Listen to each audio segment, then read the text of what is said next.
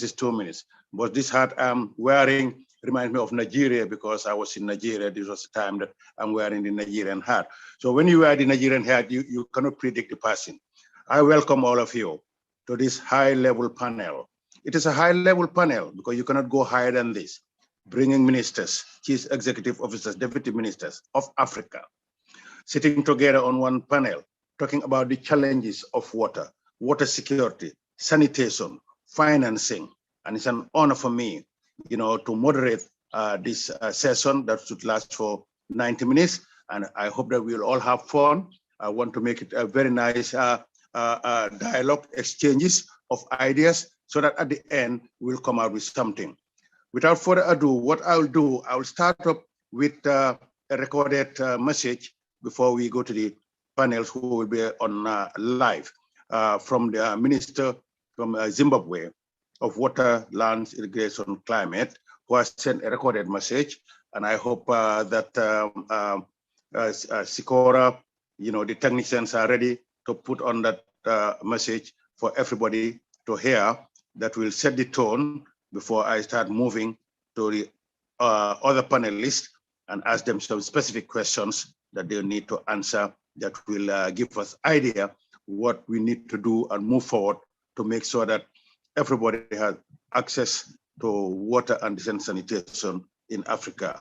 Are we ready for the recorded message?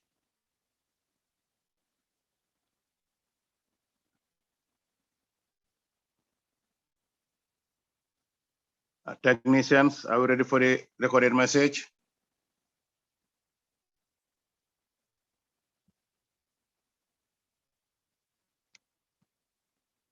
Can you hear me?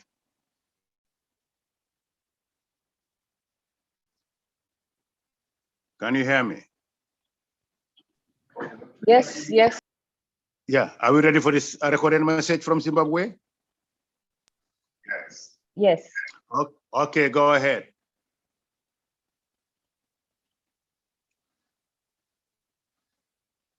Water, sanitation, and hygiene are key facets of the Global Development Agenda, and the standalone SDG on water and sanitation, SDG 6, calls us to ensure availability and sustainability management of water and sanitation for all. The Africa Water Vision 2025 envisions in Africa where there is equitable and sustainable use and management of water resources for poverty alleviation, socio-economic development, regional cooperation, and the environment. And the first pillar focuses on access to safe and adequate water supply and sanitation to meet the basic needs of all. In Zimbabwe Vision 2030, towards a prosperous and empowered upper middle income society, eloquently enunciated by the President, His Excellency Dr. Idi Mnangagwa, acknowledges the need for an access to safe water and adequate sanitation facilities, and this is also in accordance with our constitution. As these policy and strategic pieces are a clarion call that gives impetus for renewed energy to ensure that the sanitation for all without which preventable morbidity and mortality would increase, and deaths from the inadequate supply of water, sanitation, and hygiene facilities can be higher than floods, droughts, earthquakes, according to the UN report on water development of 2019. And in Zimbabwe, we are reminded of the cholera epidemic of 2008, where 4,300 people lost their lives and they failed 100,000 confirmed cases. And this clearly was an indicator of poor preparedness by the country's water, sanitation, and hygiene delivery systems. And water is at the center of our existence and is important for societal development and is an economic enabler. Our ministry, the Ministry of Lands, Agriculture, Fisheries, Water and Rural Development, has placed water access and infrastructure development at the center of the agenda to climate-proof agriculture and assure national food security. Zimbabwe has a national water policy and the national water resources management strategy that both emphasize the need to conserve and preserve water. And at a national level, there is a National Action Committee for Water, Sanitation and Hygiene that has been formed to coordinate all water and sanitation hygiene issues, and this is an Inter-Ministerial committee that superintends over everything else. And within the river systems, there is a catchment management system, and which is a statutory body that collectively manages water. And Zimbabwe is also involved in many other trans-boundary water management issues. Zimbabwe realizes the value of water from a point of view of deprivation, and only 77% of the population can access currently safe drinking water. And now access to safe drinking water has been compounded by the COVID-19 pandemic. As such, the government of the Republic of Zimbabwe is prioritizing water resources planning, development and management, and water sanitation and health issues in line with our National Vision 2030 and the Global Sustainable Development Goals. And considerable investment has gone into water resources development. To this end, 10,700 dams of varying sizes are available in Zimbabwe. And the 244 large dams, for example, of the 244 large dams, 160 were constructed after independence. And although our country has the potential to store 47 billion cubic meters, only 10 billion cubic meters of this storage has been harnessed. We think that the 10 dams that are currently under construction will enable us to increase from the 10 billion to 12.5 billion cubic meter storage by 2025. And Zimbabwe has a potential irrigable area of 2.4 million hectares, but out of which only a paltry 216,000 hectares is irrigable, although government has an ambitious plan to increase this to 250,000 hectares to climate-proof agriculture. And in terms of rural water supply, the government of the Republic of Zimbabwe continues to prioritize rural communities by embarking on borehole drilling and rehabilitation and powering these with solar where possible. And Zimbabwe intends to drill 35,000 village boreholes in 35,000 villages by 2025. And this will also eliminate and eventually eliminate, but reduce open defecation in these villages by 2027 and cholera elimination by 2028. The scale of investment envisaged to assure this is indeed large. And while the government of Zimbabwe has done its part in terms of mobilizing resources to ensure that this happens, additional support will be required. Currently, the raw water sales from dams are about 1 million megaliters, and yet the developed storage capacity is 8 million megaliters, and this requires sustainable and additional resources to ensure that the 7 million megaliters additional potential is harnessed. There is a water fund established by the government of the Republic of Zimbabwe, and this has been utilized for the general development of water resources in Zimbabwe. The model is premised on the user pays principle, which states that every water user should pay for water for effective management and general development. There are emerging climate threats, and climate change is real. We're in the process of mainstreaming climate change and adaptation plans so that the water, sanitation, and hygiene sector is also included in climate financing. And Zimbabwe remains committed to ensuring that water and sanitation is sufficiently managed and resources are availed to the sector for the economic development of the country, and also so that citizens can access safe drinking water. And this is because of the President, His Excellency Dr. E.D. Mnangagwa's mantra that no place and no household will be left behind. And my ministry has developed an eco chamber strategy that indicates that no household and no village will be left behind. I thank you. Thank you very much, Honorable Minister. I like your closing words. No household to be left behind. That's what all the SDGs 6 is all about. No one to be left behind. But we have a lot of work to do, as we realize that most African countries are off track. But we like what we are hearing from you, what Zimbabwe is about to do to increase the storage capacity. We know that what is happening in Africa, the problem is water infrastructure storage. We have gotten statistics that water storage capacity is linked to direct economic development. In the United States, the storage capacity per capita is about 4,000 cubic meters, and they are developed. In Europe, it's 2,000, they are developed. In Africa, less than 500, and we are not developing. Therefore, the linkage of storage capacity and development go together, and we like what Zimbabwe is trying to do to increase the capacity, and also for the 250,000 hectares and a rural water supply. Mr. Minister, I do not envy you. As Minister for Water, Lands, Agriculture, Climate, these are all mouthful. But good luck. Zimbabwe has been in the forefront in Africa. I remember during my time, the Vice President of AMCAO was the Honorable Minister from Zimbabwe, and he helped push the agenda forward. Thank you very much for your message.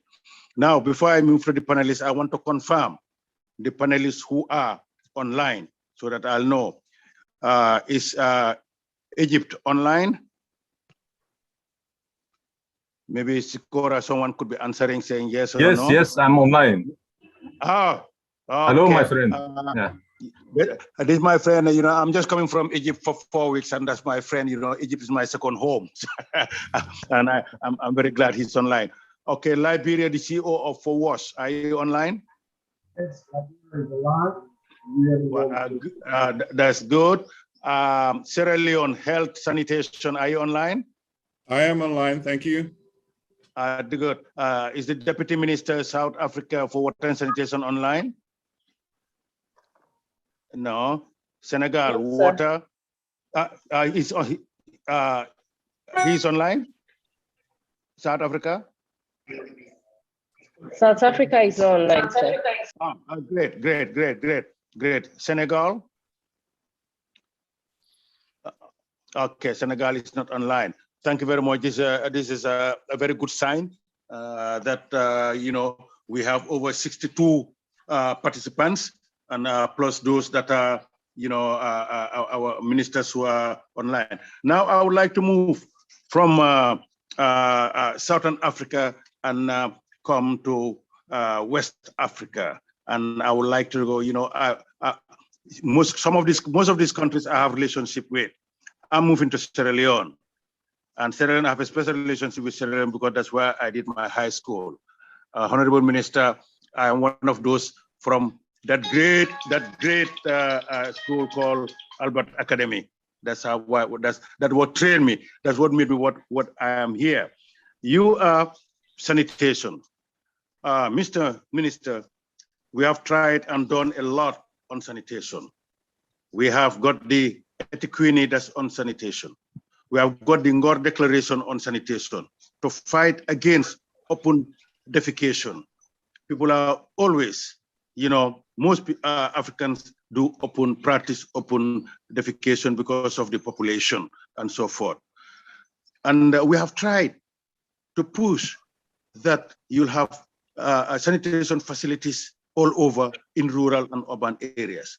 But it seems that no matter how we try, when we come to the SDG, we say that no, we are not succeeding. Where have we gone wrong? What do you think that has made us not to be able to be successful in providing decent sanitation for all, in your own perspective, Mr. Minister? Well, thank you very much, Mr. Chair. We have a situation in Sierra Leone where first I must thank AMCAO for appointing the First Lady of Sierra Leone, Her Excellency Madam Fatima Bio, as the champion for WASH in the continent, and we're very proud of that.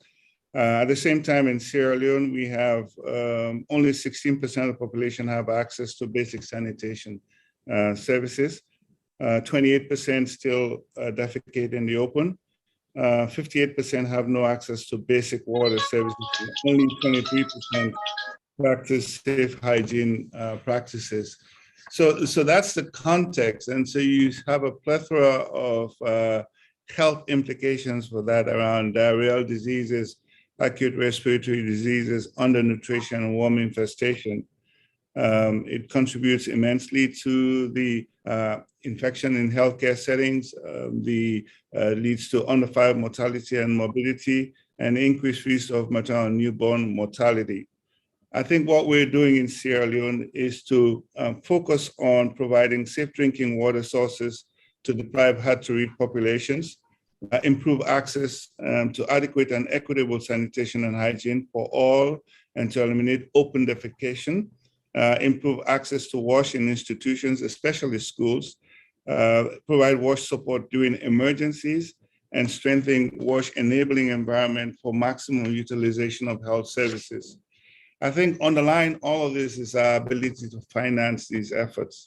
It's important for you to know that for us to do this very effectively as a continent, it's important that we're able to link with each other, to learn from each other, to share with each other, but create a common platform, a continent-wide plan that members could ascribe to, that members will participate in its development, that we could all align our efforts towards. In Sierra Leone, we've developed a strategic plan 2020 to 2030 that clearly articulates government position on sanitation, including the thorny issue of open defecation. The next plan for us is to develop a clear implementation plan with stakeholders, with particular focus on addressing the open defecation issues. We want to develop an investment plan that is led by government, but is a strong focus on public-private partnership by bringing all of the partners together. And in our case, we're soliciting for greater public investment beyond the current 1% of GDP that's spent on sanitation. So I think it's a very convoluted, difficult question to answer, but my belief, my strong belief is, as a continent, if we work together and have a clear plan that we're all working towards, we will be successful in changing the narrative, especially with the open defecation effort that's going on in Sierra Leone. Over. Thank you very much for that. In fact, it has answered the other part of the question that was to come. So I wouldn't ask you that. But it's quite clear that Sierra Leone recognizes the problem of open defecation and are doing a lot to address that. A plan 2020, a strategic plan to 2030. That will be that plan will take us to the end of the Agenda 21 SDG. We hope that when the plan is implemented, Sierra Leone will meet the target of the SDG, and also implementation plan, because when you have a plan, you need implementation plan. You also, will bring all stakeholders together because everybody should be on board. Also, investment plan. You must bring in the private sector. You must bring in the private sector, and it's good that we are having investment plan with government and private sector PPP, on that. That is really commendable. Before I move to the next question, I want to recognize that, inform you that the AMCAO president, our honorable minister from Namibia, is online, and usually when I follow protocol, I say that, okay, since this is not about making statements about discussions, he will hear everybody what they say, and he will be the last person I'll give say, Mr. President, you have heard what your colleagues have said. Now, from your perspective, we'll get to that. You are welcome, Mr. President of CAO. Now, I move from West Africa and go to North Africa, and my friend, the Honorable Minister Mohamed Ati, no one will be surprised that he's online, because he's one of the ministers that wherever he's called, he plays his role, he goes there. And he's able to make Egypt now a part of the international calendar by organizing the Cairo Water Week. We are just from there, and it's the 4th edition of the Cairo Water Week. And it was linked with water security development. A very successful. Now, congratulations for making now, as we have the Africa Water Week, I've had the World Water Forum, if we have the World Water Week in Sweden, Cairo now is now recognized as one of the biggest events on Cairo Water Week. Congratulations for that. Mr. Minister, progress in recognizing the role of water security and sanitation in Africa's development. The importance of water in other sectors like agriculture, energy, climate change, health, etc., gives water is value. Now, what do we need to do to raise the profile of water so that other sectors will know that water is one of the key components for economic development? One of the key components. Sometimes we feel that water is just for social value, but water is key for social development and economic development. What do we need to do in Africa so that other sectors will recognize water as one of the key drivers of economic growth? And if you can give us example in what Egypt is doing, because Egypt is doing a lot in that front. I give it to you, Mr. Minister. Thank you, my brother, and I'm happy to meet my honorable ministers, colleagues in this special meeting. In fact, I'd like to share with you, as you said, our experience in dealing with the water issue. The first thing that we have to do is that we have to put the shock. It is a shock for everyone when we say that we have a problem in water availability. This is number one. If it is received, the first time when we said that we have a problem, everyone was shocked. They feel that, okay, as far as you get the water in the tap and you get the water for agriculture, you don't have a problem. But in fact, we have a problem. And we have to mention this problem not only for the water users or grassroots, but also to the policymakers. So to get the support, actually, you have to get the support from top. So our role actually to raise the awareness and capacity, part of our job as water ministers, to increase the capacity of our leaders, for them to understand and support. In Egypt, we rely on recycling water.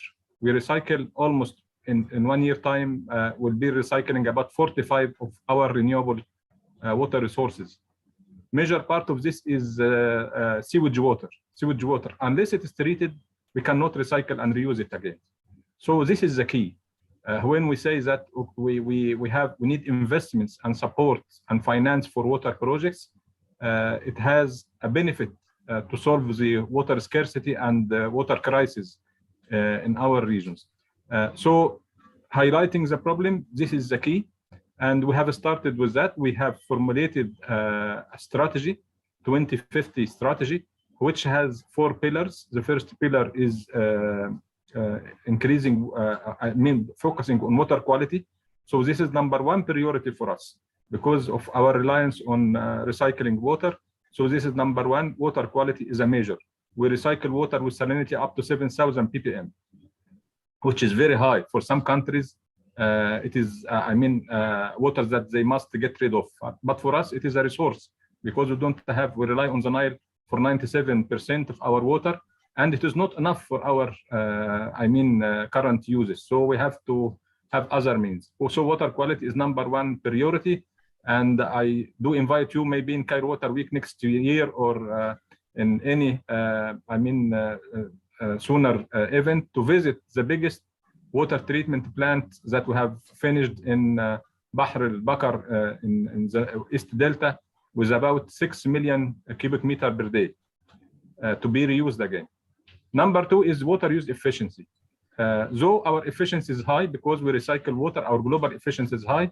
We are focusing also on water use efficiency by having, major projects in canal lining, in introducing modern irrigation, and other aspects of on-field water management. And the conjunctive use of water, this is, a must. Also, with the little groundwater, we put solar energy to extract water from the wells, as well as we put meters on the wells, so to control the amount of abstraction because it is not renewable water resources. The third pillar is water resources development. So we have to go to desalination to fill the increasing gap due to population increase. And this requires also a lot of investment, and this is a challenge. The fourth pillar, and I believe this is the most important pillar, is enabling environment in terms of capacity building, in terms of awareness campaigns. As I said, that awareness at grassroots levels as well as at policy level, from the Prime Minister and the President. We have to create the awareness about the issue and highlight the issue very clearly that unless we take action, I think we'll be in trouble and social unrest. This has to be made very clear. Mobilizing financial resources, which is a big challenge, and this is part of the enabling environment. We converted all this into a national water resources plan that will cost us investments till 2037 about $50 billion, which is a big challenge for us to mobilize this big amount of money. But with the support of the president and the prime minister, I think we will be able, water will get a high priority in our economic plans and our economic development and also national plans. Major part is that we have to focus on appropriate technology. Importing technology from abroad that will cost us a lot. This is actually give a failure to whatever project that we conduct. So we have to use our own indigenous low-cost technologies, and we have developed some technologies in Egypt for sewage water treatment, as well as introducing, modern irrigation and smart irrigation, and we are ready to share this experience with all our sisterly countries in Africa, that we can share this experience and through training, through different means. This is in brief, what we are doing. Also a major part, because we rely on the Nile water for 97%, strengthening the relation with Nile Basin countries and also help them in improving their water management practices. This is important also for us, and we put a lot of focus on it, but not only with the Nile Basin countries, but with other African countries, all African countries. Just a few days ago, there was a graduation of about 20 trainees from 17 countries from Africa, because it is part of our role to share our experience with our brothers and sisters in Africa. This is a brief of what we are doing, and thank you very much for this well-organized session. Thank you very much, Honorable Minister. It's brief, but it's clear. You've touched on very important things, and that's the future. Recycling. We say recycle and reuse. We have statistics that by 2050, there'll be deficit of water. We have to start recycling water and reuse, rather than letting the water just waste and go to septic tanks and go to the sea or ocean, and you are doing a good job on that. And your 4 pillars are very important. When we say access to water, we want access to water, but as well as let it be quality water, not any water. We want quality water, because the SDG says access to water in quantity and quality. And that's your number 1 pillar. Water use efficiency. That's an extra important thing. We found out that in Africa, there were 30% of the water is wasted. It's leaking. Pipes are leaking. It's not efficient. You draw the water from the borehole. By the time you get to the tap, 30% is lost. That's not good. And also the putting meter there to measure whatever you use. You have your third, water resources development. It's very important. You need to develop it and have a good plan and to be supported by all. But the most important is the enabling environment and awareness from the president. One thing that you have done, that every waterway you take the ministers to the president, and the president listens to them and talk to them. And you have talked, and the challenges is investment. And inshallah, that investment, we need to have our own, from our own resources. We have talked about that, the Minister of Finance put before we go outside and get people, other partners to help us. But an important thing of our indigenous technology, we cannot depend on technology from outside. It's expensive, and when it fails, we are stuck. We have to depend on external experts to come and do it, but develop our indigenous technology is very important. Finally, we all know that Egypt, being a downstream, the Nile is very important. And we have seen the role that Egypt is playing in cooperation, international transboundary cooperation with its neighbor, all its neighbors that share the Nile. And that's very good, because Egypt have been hitting the drum, saying that transboundary water is not a source of conflict, but a source of cooperation and development. And that is happening. Thank you very much, Mr. Minister, for giving us that. Now, let me move from the top of Africa to the bottom of Africa. We said Egypt is at the top. You start from Egypt and you want to go at the bottom, and South Africa is holding the entire African continent being at the bottom.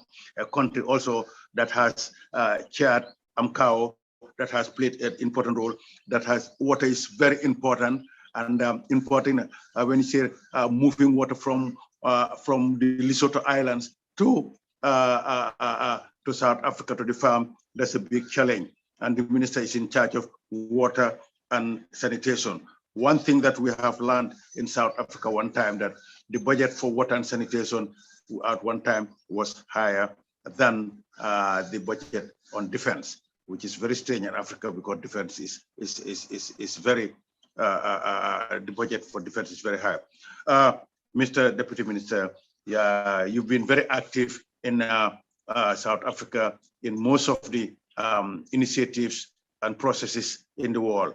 South Africa was a member of the high-level panel that was instituted by World Bank and UNDP, and all the water weeks, Stockholm, you are there.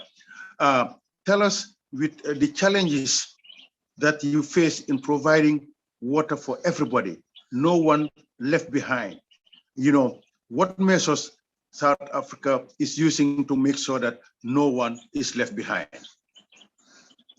Mr. Minister, I hand over you the floor.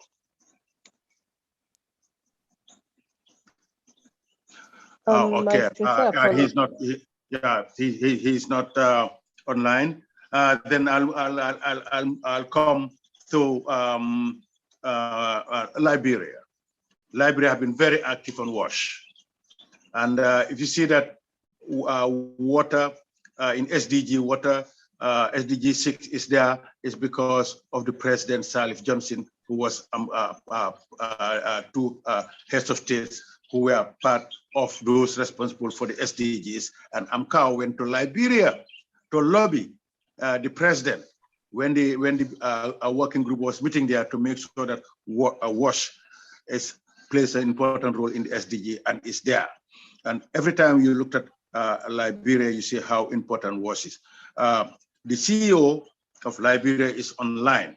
Tell us the measures you have taken to bring WASH on the top of the agenda in Liberia, that when we talk of WASH, everybody thinks of Liberia and that role that you are playing to lead Africa on WASH.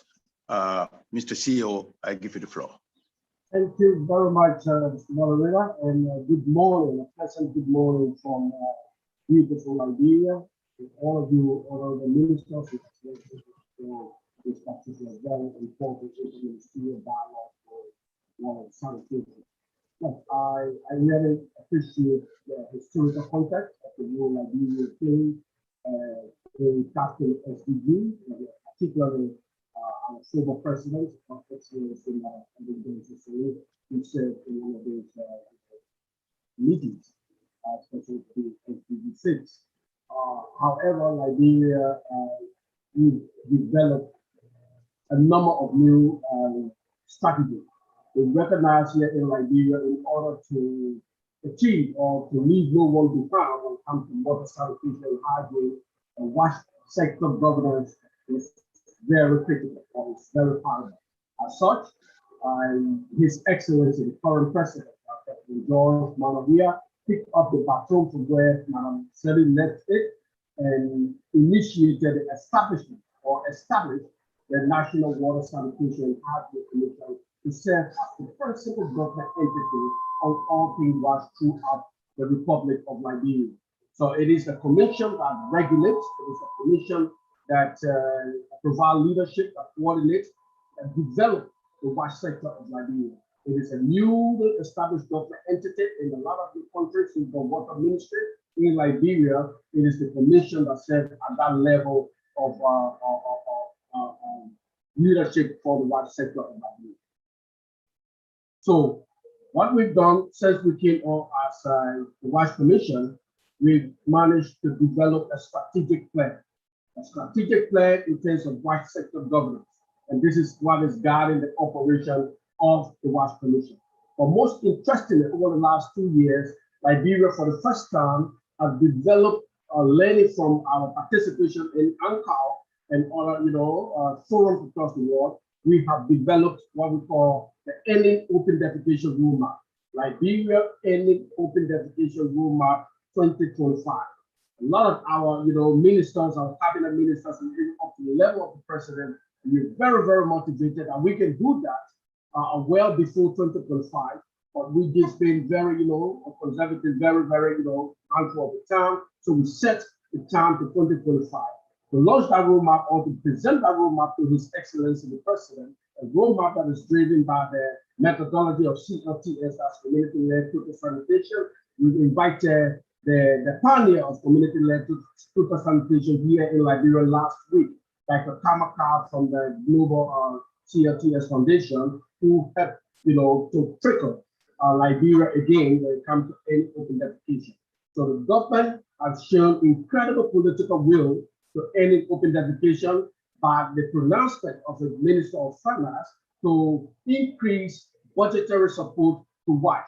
There are a number of land ministries and agencies across the country that have got some level of responsibility to WASH. Their budget in the coming 2022 budget is going to see incremental increasement to ensure that we are getting on top of our WASH infrastructure and service provision. Another really big news is since the war ended, we have not been able to take water up to our main capital city, Central Monrovia.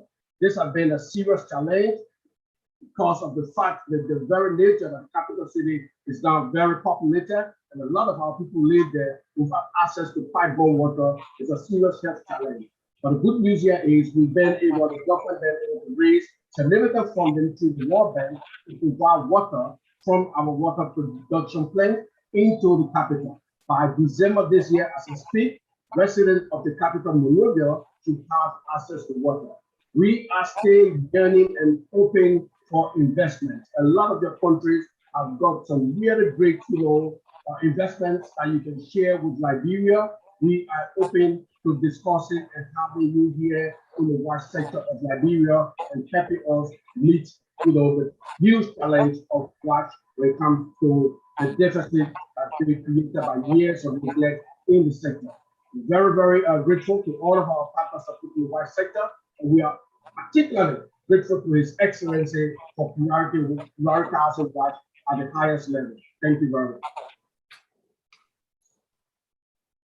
Thank you very much. What you have highlighted, having a plan to end open defecation, that's what the Ngor Declaration is all about, that we want to end open defecation, and you're working with the community level.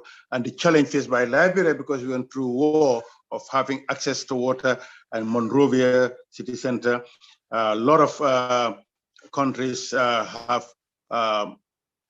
challenges for access to water and in urban areas because of the population. Everybody moves there for population.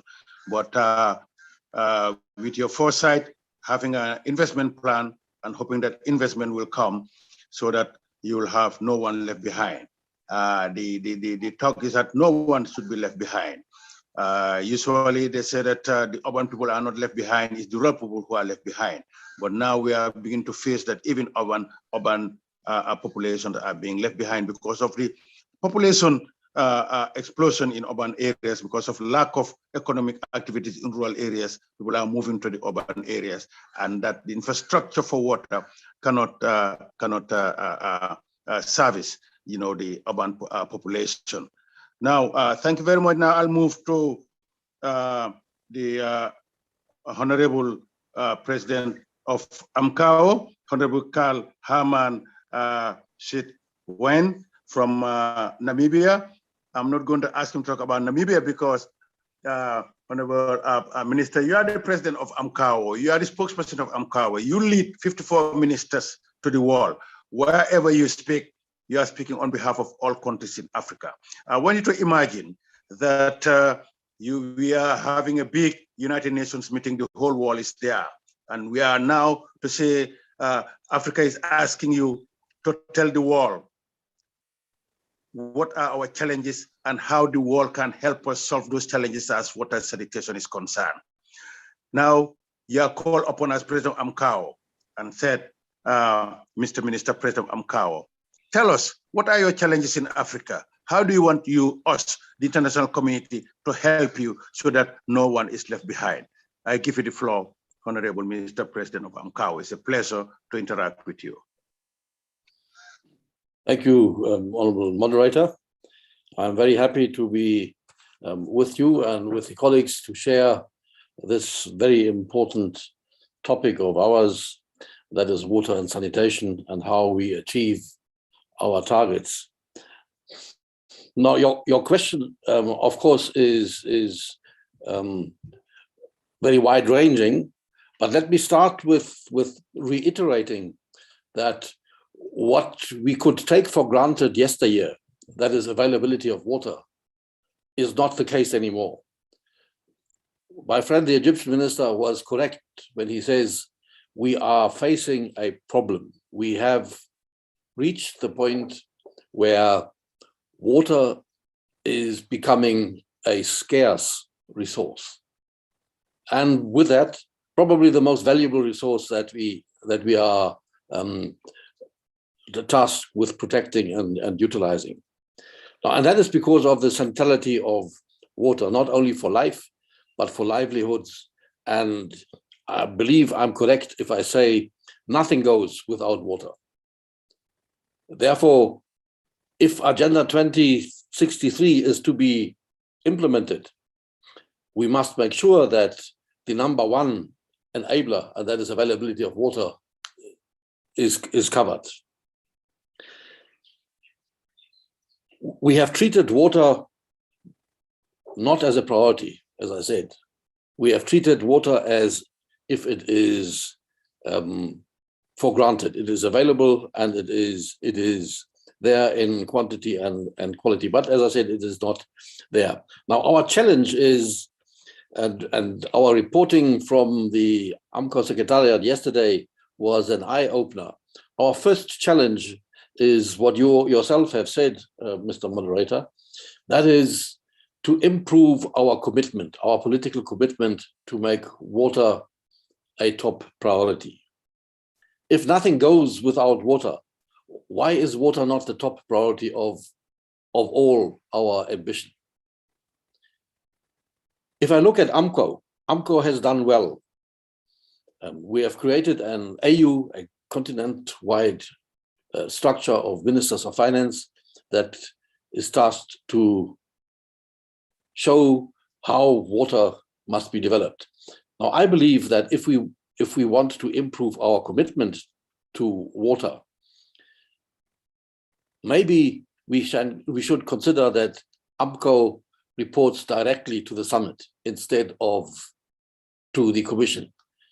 When we say that we need to brief our presidents as ministers of water every day, why don't we do the same in the AU? Why don't we brief our presidents directly on the importance of water? So I believe we may consider as one resolution of this conference that AMCO's reporting structure in the AU is uplifted and that we have a direct access to the Council and the Summit with our reports. And that is because of its centrality.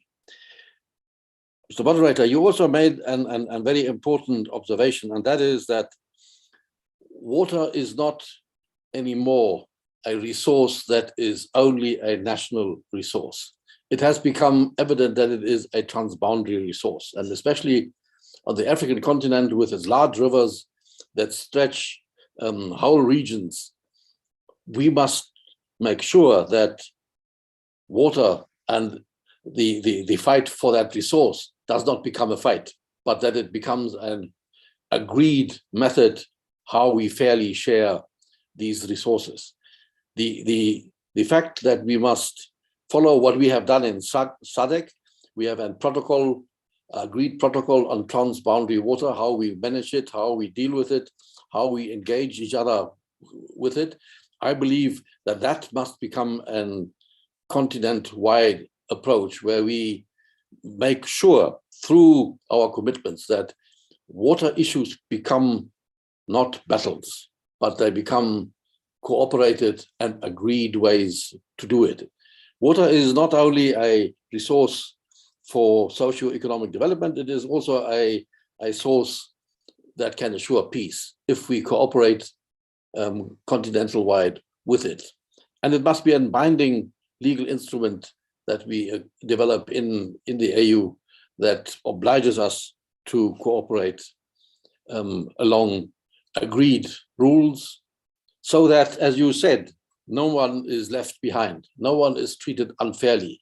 No one can claim it is all mine and nothing yours. So transboundary issues on water, I believe, are central to our well-being on the continent and our ability to implement Agenda 2063 and all the other agendas that are below it. Now, coming a little bit, and maybe in conclusion, water and climate agendas are closely linked. We come out of Glasgow, that has been agreed, so I don't want to go into that. But what has not been agreed is how developing countries, and especially Africa, gap in infrastructure development is funded. There is a suggestion that the adaptation fund will be redirected to a certain extent to water, but the gaps are huge. We can mobilize funds ourselves, but the gap will remain a problematic one. So as an African continent, if I'm standing on a podium talking to the world, I want to say to them that Africa, with its large youthful population, is left behind if the financing for water infrastructure is not becoming a reality. And that reality, that financing must come sooner than later, because the gap is increasing and is growing fast. So to be able to have water affordably available to everyone, to give Africa a chance to be competitive in its socio-economic development, we must make sure that water infrastructure, that water availability, that water affordability is secured for our people in Africa. And there is a joint responsibility of the world to come to the table and make that financing possible. Mr. Chair, with those few remarks, I hope I will get your support to talk to the world, to talk to the African leaders, and talk to our own institutions in the AU to uplift its commitment towards the water agenda. That includes, of course, also sanitation. Sanitation is not a very glorified topic to talk about, but it is as important as water availability itself, because it threatens life, it threatens development. Thank you, Mr. Moderator.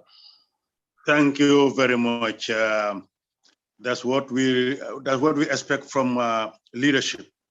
With as the President Amkawo, you have touched on issues and you have actually made recommendations, and you have actually talked about that a resolution should come out from here, a commitment, political commitment that you report direct to the summit rather than to the commission.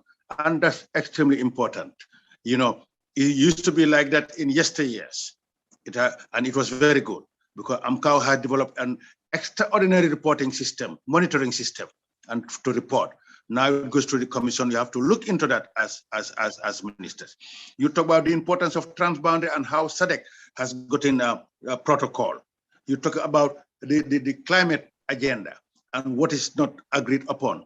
And there you are giving the podium to talk the wall, and you have told them that by 2030, you are not going, some people will be left behind. Africa will be left behind because the investment of water infrastructure is not there. That message should be loud and clear.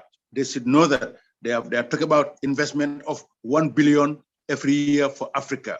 That 1 billion for Africa, how are we going to get part of that for water infrastructure is very important. I think with your leadership, that we've done it. And we'll make sure that you'll be given the platform to tell the world. In March is the World Water Forum. And in the margin of the World Water Forum, you'll have an AU Summit on Water and Sanitation. By coincidence, I'm the special advisor to the government on Senegal, or this helping throughout the agenda.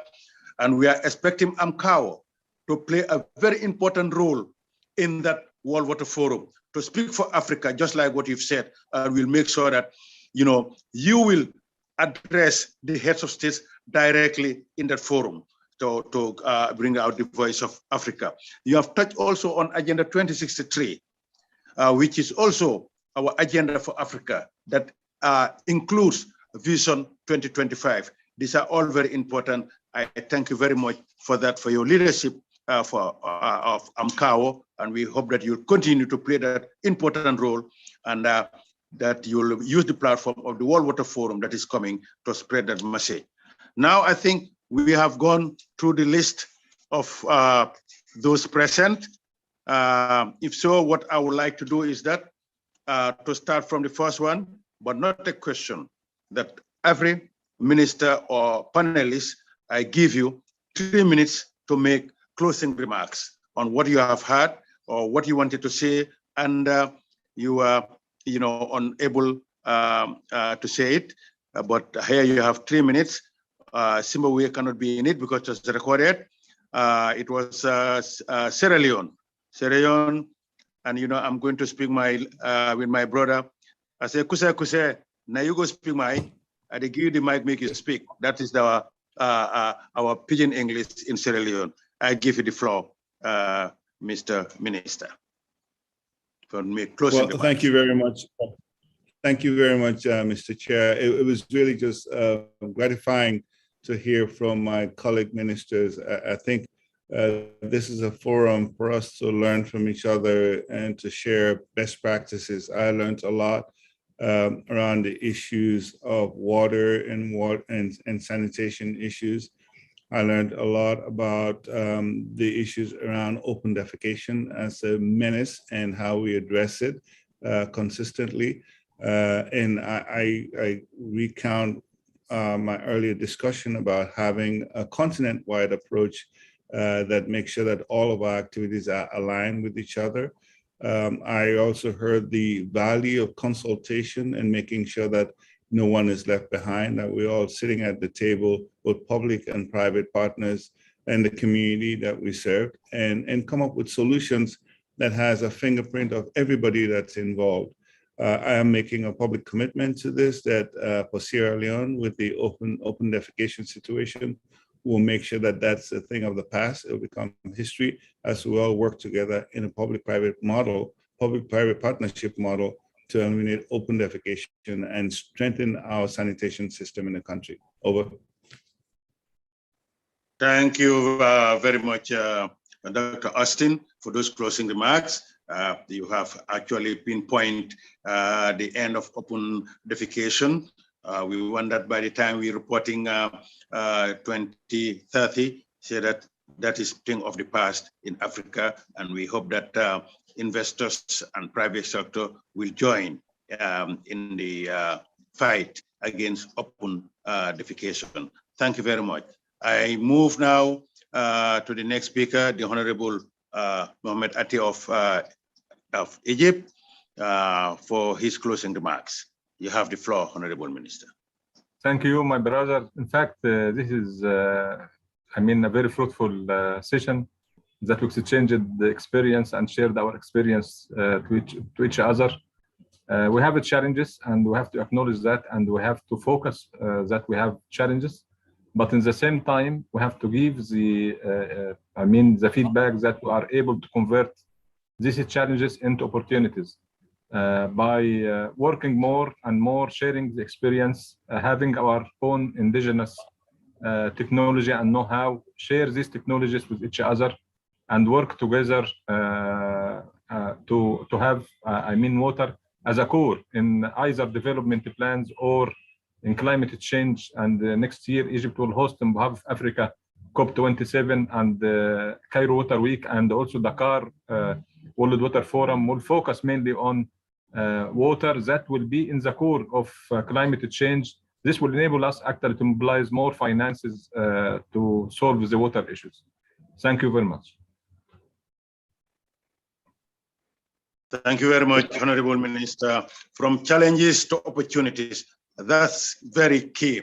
We face a lot of challenges, but we cannot continue to say that we have challenges. We are turn those challenges to opportunities and solve the problem using indigenous technology, attending all processes and initiative to make sure that, we push our case forward. Thank you for those closing remarks. From there, I move to Honorable CEO Liberia for his closing remarks. Thank you very much. We understand that challenges negative associated with not having access to it. We also understand positive. We also understand huge benefit and dividend the nation stand to benefit when we address the issue. As such, we are focusing on energy for any open defecation. Without any open defecation, none of us do. Not in Liberia, not across the globe. Just an example, virus in Wuhan, China, affected everyone or state impacted everyone across the globe. This is very imperative reason why we should all work towards any open defecation and leaving none of our people behind. Sanitation should be taken seriously. And such the government under the leadership of His Excellency President George Maravilla through the Vice Commission have developed this roadmap to end open defecation for Liberia for all. We will do everything and leave no stone unturned. And within the next 5 years, Liberia will be declared open defecation free, and water will be safe for consumption and available and accessible to every one of our people across the length of this great nation. Thank you very much for this very informative forum. Thank you very much, my brother, for those closing remarks, and we wish you luck, and we'll all join hands in Africa to make sure that all of these countries and our plans are implemented. We cannot just have strategic plans and leave them in the drawer.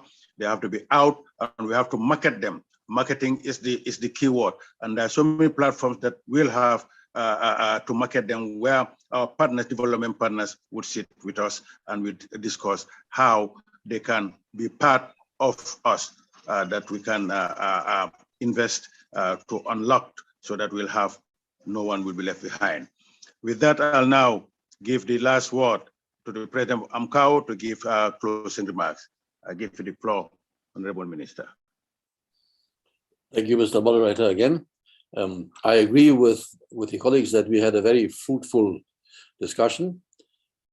And I'm actually convinced that in Africa, we have the capacity to develop solutions that are homegrown and that are our own. We must move away from the syndrome that we hope that someone else will solve our problems. We have to do it ourselves. And I'm very confident with the experience, the rich experience that I have witnessed today, but also previously at the Cairo Water Week, at other forums where I have been participating, that Africa has its own capacity to solve its problem. And we must do that through good cooperation like the Egyptian minister has offered. We must share what we have with each other instead of hoarding it and not making it available. Only then will we be listened to when we go to the international forum and offer solutions and ask for assistance. Our ability is there. We must just grab the opportunity, and that is true, Mr. Moderator. You say problems can be changed into opportunities, and that is exactly what we have to do. The opportunities are there, and with grabbing these opportunities, the problems will be resolved. So I'm very grateful to the colleagues that you have joined AMCO today in this fruitful discussion in this Water Week. We believe that we must keep the momentum going. We must make all our statements when we have the chance at whatever forum, and that is the way to be listened to. That is the way to be convincing and to be playing the role that we need to play for the sake of the most valuable resource that we are managing, and that is water. I thank you again. Thank you, Mr. President of AMCAO. Homegrown. You know, I participated in a lot of meetings on water in Africa. And when I heard about this one, I said, what are they going to talk new? We are going to repeat ourselves. No. This has been a very rich discussion. We are talking of changing challenges into opportunities. We are talking about homegrown. We are talking about we have our own, we have the capacity. We are talking about let's share experiences. We don't need to go to the north to come with their experiences. That's different from our sociocultural values to tell us what to do. We can do it. We have seen how Egypt is training African experts in different areas of water in Egypt. We have seen how South Africa Water Research Council is doing.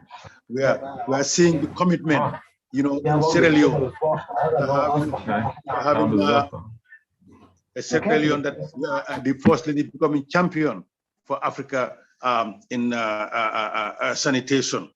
We are seeing how young leadership, like in Liberia, you have George Weah, a young man who can be a champion, taking over from Salif Johnson, all of that. This has been very rich. We have had also the wish of the ministers to say, we want to report, we want to talk to the summit, to the heads of states directly, not through a third party, to tell them, you know, what we want and how we can do it. And that's very important. You have also talked about the private sector involvement. They need to be involved. It's not government that can do all. Now we're talking about PPP when we are doing roads, but we can do PPP also on water and sanitation. These are some of the conclusions I draw from it.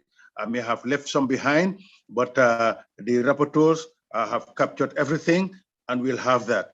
I thank you all very much. It has been very rich, but I will not go without, but I have to hand over to Sikora, who made the introduction to close this session. Thank you very much. Sikora, I hand over you the floor. Thank you, Biomastal, for that excellent moderation of this distinguished panel discussion. I will not permit the indulgence of the ministers to still remain on the program, as I ask from Egypt minister and the others, starting with him, what is that one thing that you would love this conference to highlight or stress in the key resolutions that we will be taking to the Heads of State Summit in March of 2022, starting with the Minister for Water in Egypt, Water Resources, Arab Republic of Egypt, Honorable Abdel Ate. Yeah, this is a difficult question, but I think we have to have solidarity among ourselves as Africans to bring stability. Stability is number one for that will lead to development and availing resources and finance and investments. So what we need to bring to our leaders that we need to work together to bring stability in all Africa. And this will lead us into integration through regional projects and regional trade and regional, tourism. And this actually will come through water. Water, for example, if I talk about the Nile, we have a project that will connect Lake Victoria. We call it development corridor between Lake Victoria and Mediterranean, where we will have the Nile as navigation route, as well as have a highway and railroad and power interconnection and data cabling that will connect all the Nile Basin countries together. And this is a model actually for regional integration. The key aspect to bring this into reality, this is a big dream for us, for all of us. Into reality, we have to have stability in the region, in the Nile Basin region, as well as in other African countries to promote the development and integration among all our countries. Thank you. We are saying that we need stability in the region in order to create the solidarity that is needful for water to become the economic driver of our development in the continent. So having heard from the Minister of Water Resources in the Arab Republic of Egypt, Honorable Abdelate, let's go to Honorable Dembe in Sierra Leone. What is it that Sierra Leone will want to be seen in the key resolutions for the conference going to the Heads of State in March of next year?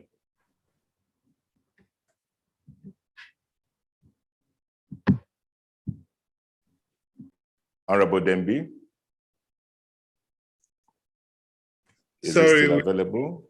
Yeah, we had some connection challenges. You may need to unmute, yeah. I'm speaking now. Can you hear me? Yes, I can hear you clearly. Yeah. So we had a little communications issue here, but I think for me, it's I think this has been a very lively and healthy discussion, and I quite like what my colleague minister from Egypt was alluding to about unity and having a common position as we move forward. I'd also like to maybe emphasize a little bit more of the notion of African solutions to African problems, and being able to have a solid investment case that we will move forward with. I think there is business to be made here over and beyond the social impact or implications of water and sanitation, and to really articulate the business component of it, and to see how we bring a private sector along, how we bring all of the parties together and have a clear package going forward that is continent-wide, that sees an opportunity for return on investment if we invest in this very positively. Over. Yes, what I hear from you, Honorable Minister, is the need to develop bankable projects that will attract the necessary private sector investment in the sector. And now going to Liberia, what is it, one thing that you would like to be seen in the key resolutions for this conference going to the Heads of State in March 2022? The CEO for water in Liberia. Thank you very much. The honorable ministers have really been contributing to the suggestions we made already. I think we've done a commitment, with all commitments financing honorable heads of state and president to prioritize that countries meet their obligations. A lot of countries are still operating now, including our own country. I like to see white sector governance as a major priority in order for us to reach all of our people and achieve our objective. White sector governance and good white sector governance is critical. So financing a good white sector governance in Africa to achieve this objective.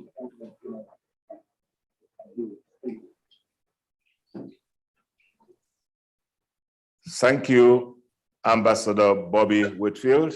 And now to the AMCA president. The last word from you, sir.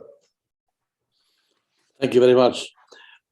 I agree with the suggestions that the colleagues have made. They are all very important considerations, especially the stability one, the business case, and the technical one.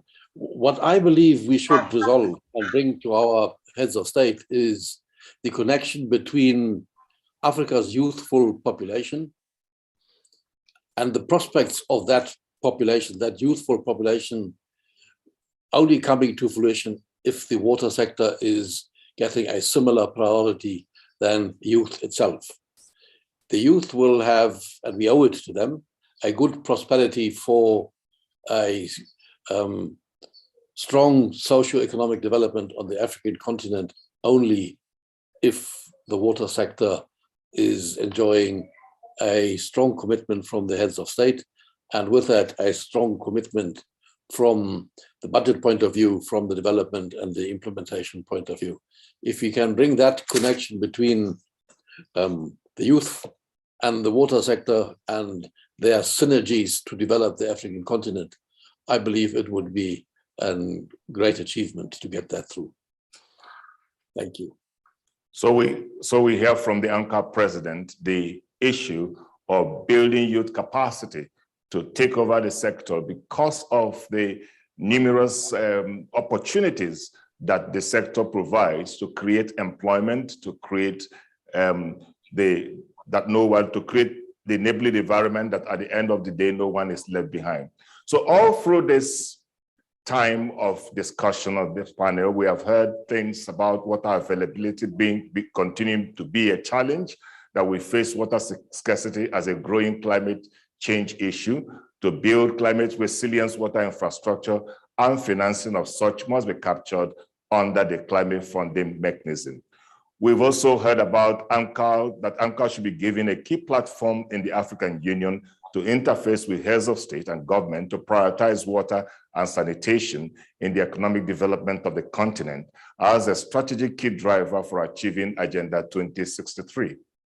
There's also the issue of creating the enabling environment and getting everyone to know that there is awareness for the value of water, raise awareness and build capacity. There's also the issue of needed investment in the sector. The African Development Bank estimates that $64 billion should be invested annually to meet the 2025 Africa Water Vision target and the SDG target. However, water investment in Africa is still lagging behind economic and social needs to meet this target, this vision. So we really need the dialogue to recognize the need for private sector involvement to meet this investment target. Also, the issue of water recycling and reuse and maintaining water quality and the need to have such infrastructure as water treatment plants. Water use efficiency to reduce water loss has also been stressed during this dialogue. And of course, we have had the issue of water resources development to meet increasing populations, and as we have heard, to also provide opportunities for the growing population of youths to become involved in the sector.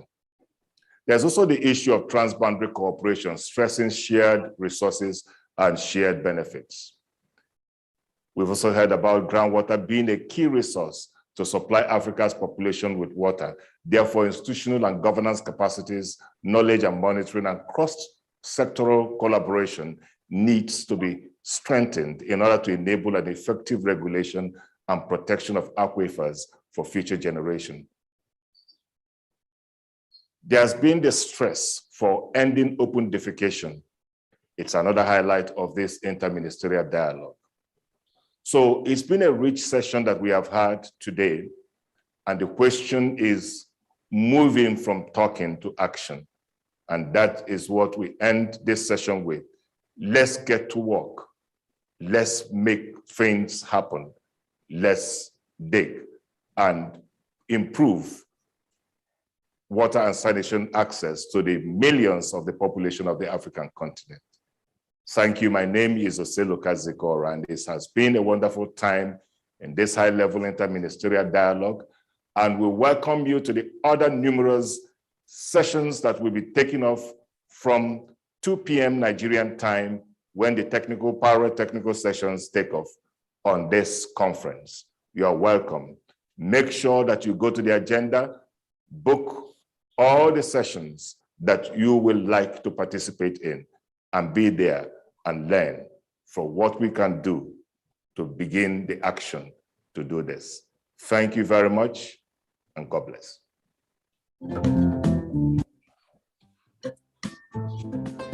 Thank you, and goodbye.